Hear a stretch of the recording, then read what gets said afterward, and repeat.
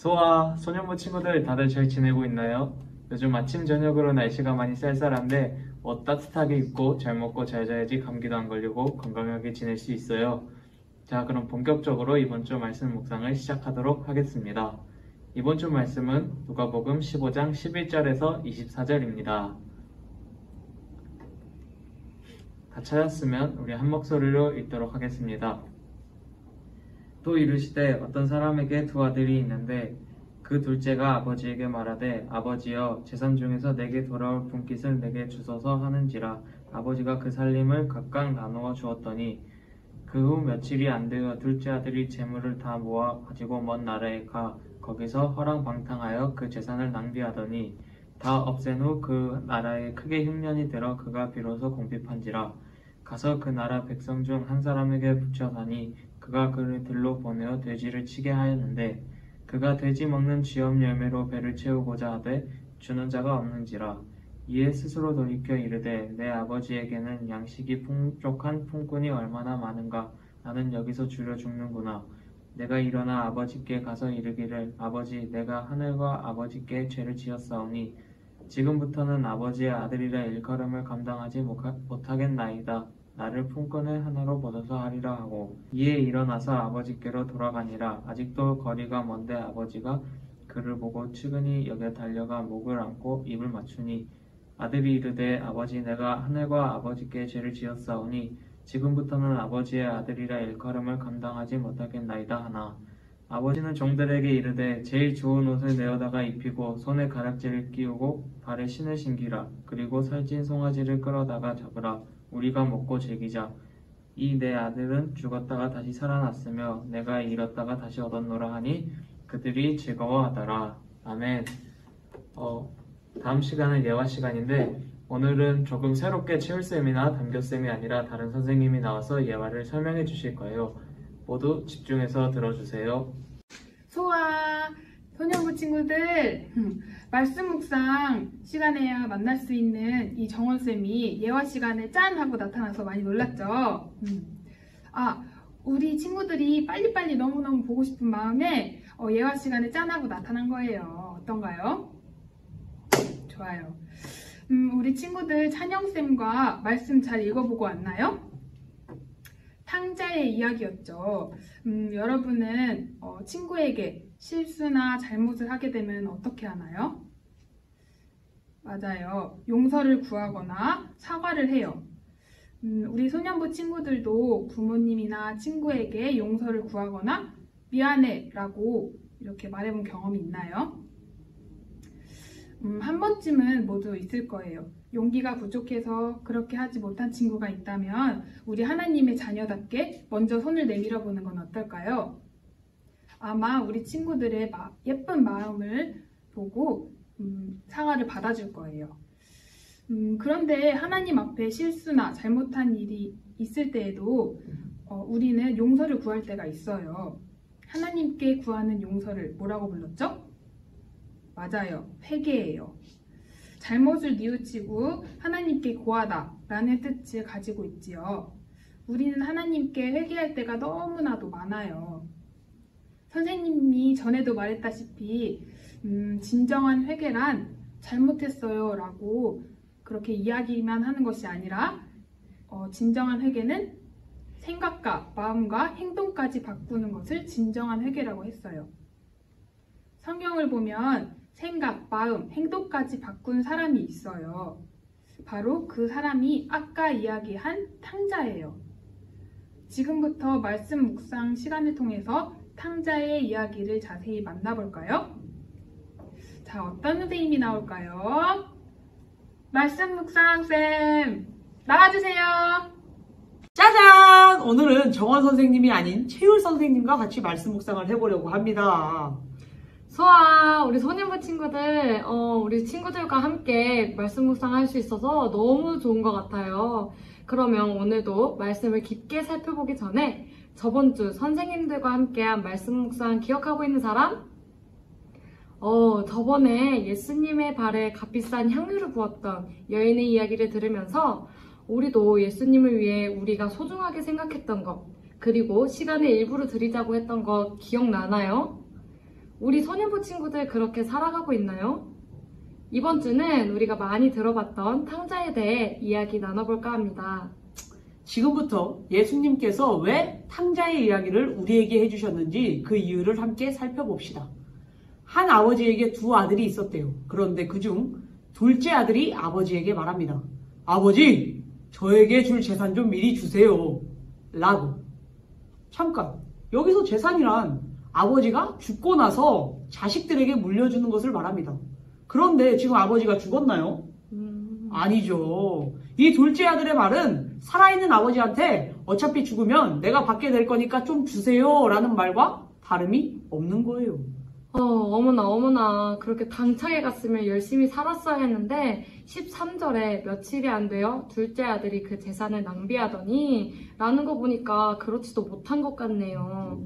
그렇게 궁핍해져서 먹을 것도 없었는지 돼지가 먹은 쥐염 열매로 배를 채우려고 했는데 그것마저도 없었다고 합니다. 아이고야. 그러니까요. 이제 그 둘째 아들은 어떻게 했을까요? 같이 17절 한번 볼까요? 17절. 이에 스스로 돌이켜 이르되 내 아버지에게는 양식이 풍족한 품꾼이 얼마나 많은가 나는 여기서 주려 죽는구나 라고 둘째 아들이 깨닫습니다. 그리고 어떻게 했는지 최울쌤 한번 알려주시겠어요? 네, 18절. 내가 일어나 아버지께 가서 이르기를 아버지 내가 하늘과 아버지께 죄를 지었사오니 아들이 아버지에게 돌아가 제가 죄를 지었습니다 라고 말해야겠다고 하네요. 그리고 아버지께 돌아가서 아버지 저는 아들의 자격도 없으니 그저 일꾼으로 삼아주세요 라고 합니다. 그런 아들에게 아버지는 가서 꼭 안아주고 여봐라! 어서 가서 가장 좋은 옷을 가져와 우리 아들에게 입혀라. 나는 오늘 잃어버린 아들을 찾았다. 그러니 우리 잔치를 벌이자 라고 합니다. 재산을 다 탕진하고 돌아온 아들을 그저 따뜻하게 안아주었습니다. 그러면 이 탕자 이야기를 통해서 첫 번째로 예수님께서는 우리 모두에게 아버지의 뜻을 떠나 죄를 더 사랑할 수 있는 탕자와 같은 사람들이라는 것을 알려주고 싶으셨어요. 하나님의 뜻이 아닌 우리의 뜻대로 살고 싶은 마음이 누구나 있을 거예요. 왜냐하면 우리는 죄인이기 때문이에요. 근데 하나님이 아닌 세상 밖으로 나가면 다 죄밖에 없어요. 죄는 너무나 유혹적이고 재밌어 보입니다. 그렇기에 우리는 언제나 죄 속으로 가고 싶어 합니다. 우리 안에 있는 죄는 거룩하고 깨끗하신 하나님과 가까이 할 수 없게 돼요. 따라서 우리 마음에 하나님을 멀리하는 것이 기쁘고 즐거운 일이라고 우리를 속입니다. 두 번째로 탕자의 이야기를 통해 우리를 향한 하나님의 마음이 어떠한지 알려주고 싶으셨어요. 하나님은 언제나 우리와 함께하고 싶어 하시는 분이에요. 그래서 우리를 만드신 거예요. 탕자의 아버지가 아들과 함께하고 싶어 했던 것처럼 하나님의 마음도 다르지 않았어요. 그런데 우리는 탕자처럼 그런 아버지의 마음을 알지 못할 때가 너무나도 많아요. 예수님께서는 그런 우리에게 아버지의 마음이 어떠한지를 알려주고 싶으셨던 거예요. 세 번째로 죄를 깨닫게 되었다면 그 몸과 마음을 하나님께로 돌이켜야 한다는 것을 알려주고 싶으셨어요. 솜쌤, 둘째 아들이 재산을 다 쓰고 어떻게 했죠? 정신을 차리고 아버지에게로 돌아가야겠다라고 말했죠. 맞아요. 자신의 죄를 깨닫게 되었다면 누구나 그 죄값을 스스로 치르는 것이 옳다고 생각할 수 있어요. 하지만 예수님께서는 그것이 아니라 다시 처음으로 돌아가는 것이 현명한 것이다 라고 말씀하십니다. 우리는 우리의 죄값을 치를 능력이 하나도 없어요. 그것은 오직 죽음과 멸망뿐입니다. 예수님께서는 진짜 회개는 다시 아버지께로 찾아가 용서를 구하고 주님 품 안에서 살아가는 것이라고 알려주고 싶으셨어요. 자, 탕자의 이야기를 통해 예수님께서 우리에게 알려주신 것이 뭐라고요? 첫 번째, 우리는 죄를 더 사랑하는 죄인이다.